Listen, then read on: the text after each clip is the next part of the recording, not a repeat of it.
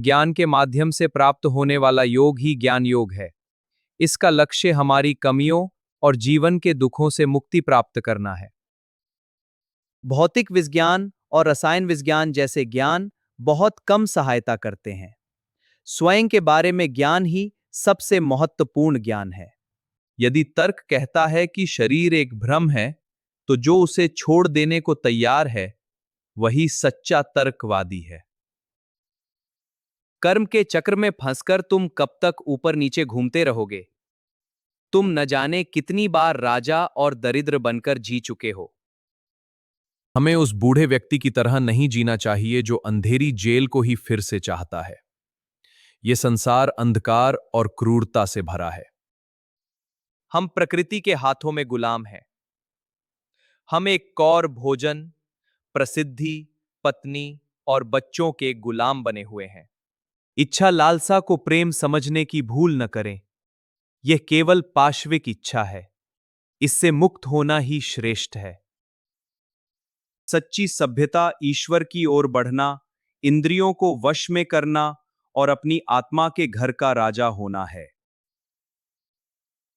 जीवन के दुख को महसूस करना और यह दृढ़ निश्चय करना कि ऐसा जीवन योग्य नहीं है, ज्ञान की ओर पहला कदम है। यह ब्रह्मांड कार्य कारण के नियमों से बंधा है। आंतरिक जगत हो या बाहरी जगत, कारण के बिना कोई भी वस्तु या सत्य अस्तित्व में नहीं हो सकता। हमने अपनी बेड़ियां खुद बनाई हैं। जब इच्छाएं होती हैं और उन्हें पूरा करने का मार्ग नहीं मिलता, तभी दुख पैदा होता है। बच्चे के जन्म के साथ ही उसका दुख भी शुरू हो जाता है। इस प्रारंभिक दुख का कारण हमारे पूर्व कर्मों का फल ही है। हम सदैव से अस्तित्व में रहे हैं। चूंकि हमने ही अपना जीवन बनाया है, इसलिए हम अपने कर्मों को नष्ट करने में भी सक्षम हैं। भाग्य जैसा कुछ नहीं होता। हमारा जीवन हमारे पूर्व संचित कर्मों और वर्तमान कर्मों का परिणाम मात्र है। मानवता को यह दिखाना कि इस कर्मफल को कैसे नष्ट किया जाए, यही ज्ञान योग का सार है। जैसे रेशम का कीड़ा अपने चारों ओर खुद ही जाला बुनकर कैद हो जाता है, वैसे ही हम भी अपने बंधनों के कारण जन्म मृत्यु के चक्र में फंसे हुए हैं। रोने और विलाप करने से कोई लाभ नहीं है। ये महसूस करते हुए कि हम बंधे हुए हैं, हमें इन बंधनों को तोड़ने में साहस के साथ जुट जाना चाहिए। सभी बंधनों और कष्टों का मुख्य कारण अज्ञानता है। ज्ञान दुनिया को बेहतर बनाता है और सभी दुखों को समाप्त करता है। मनुष्य स्वभाव से क्रूर नहीं है। वह स्वभाव से शुद्ध, पूर्णता पवित्र और दिव्य है। वास्तव में आप कौन हैं और आपका वास्तविक स्वरूप क्या है, इसे आपको पहचानना चाहिए। तब सारे बंधन अपने आप टूट जाएंगे। ज्ञान योग केवल तर्क संगत अनुसंधान का सहारा लेता है। वही हमें आध्यात्मिक चेतना की अवस्था तक ले जाएगा। यहां केवल विश्वास करने जैसी कोई बात नहीं है। किसी भी चीज पर आंख मूंदकर भरोसा न करें और हर चीज को केवल मान लेने की आदत से मुक्त हों। बुद्धिमान बनने का साहस करें। विवेक आपको जहां भी ले जाए, वहां जाने के लिए साहसी बने। बुद्धि का प्रयोग कर शोध करना और उसके अनुसार जीना बहुत कठिन कार्य है। हम हमेशा अंधविश्वासों का पालन करते हुए जीने के आदी हो गए हैं। परिवार, मित्र, देश, शास्त्र और लिंग भेद से जुड़े अंधविश्वासों ने हमें जकड़ रखा है। जब शोध किसी के आदर्शों को तोड़ देता है, तो जो वहीं रुक जाता है वह ज्ञानी नहीं बन सकता। वह अपने बंधनों को ढोता रहता है।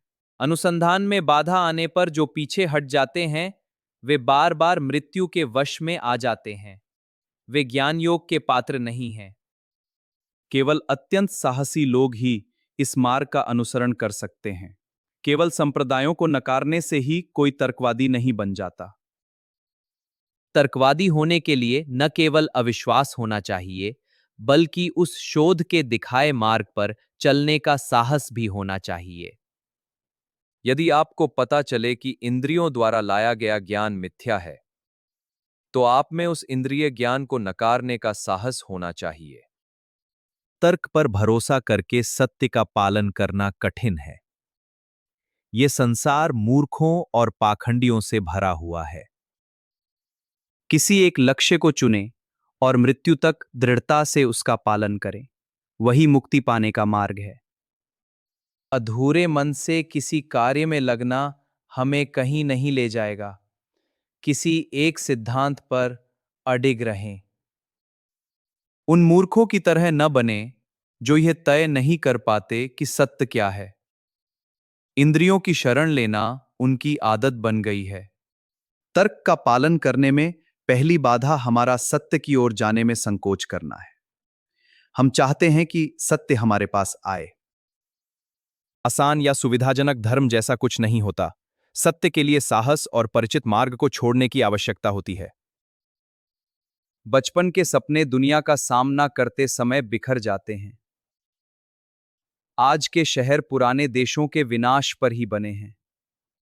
जगत की नश्वरता और मनुष्य के व्यर्थ प्रयासों को देखकर उत्पन्न होने वाला वैराग्य ही ज्ञान की पहली सीढ़ी है। इंद्रियों की ओर भागना मनुष्य की स्वाभाविक इच्छा है, लेकिन इंद्रियों से विमुख होना ही उसे वापस ईश्वर की ओर ले जाएगा। यह भयानक कर्म चक्र किसी की पुकार के लिए नहीं रुकता। कर्मफल के वेग से बार बार जन्म होता है।